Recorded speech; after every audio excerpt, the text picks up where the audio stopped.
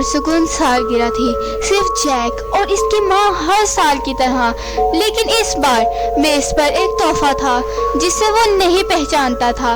बगैर किसी टैग के स्याह कागज पे लिपटा हुआ था।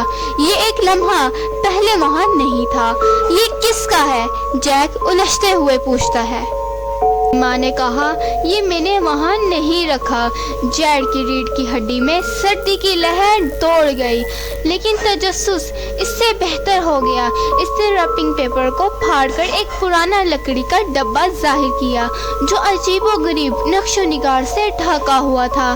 जैसे ही इसने ढक्कन को छुआ, कमरे में एक मध्यम दूर सी सरगोशी गूंजी। इसकी माँ जम गई, इसकी आंखें फैल गई। इसे मत खोलो, इसने अपनी आवाज में घबराहट के साथ अचानक कहा, लेकिन बहुत देर हो चुकी थी।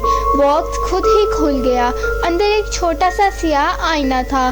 सतह फैकी और फटी हुई थी, लेकिन इसके अंदर कोई चीज हरकत में आई, कुछ तारीख। जैक करीब झुका, शीशे में घूमते साए की तरफ मुतवज्जा हुआ।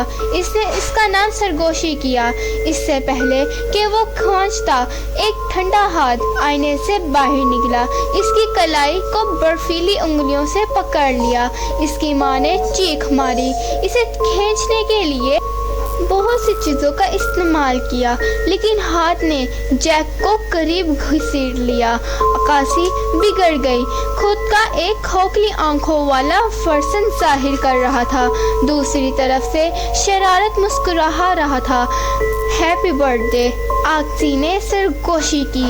एक आखिरी टिक के साथ आईना बिखर गया और जैक गायब हो गया।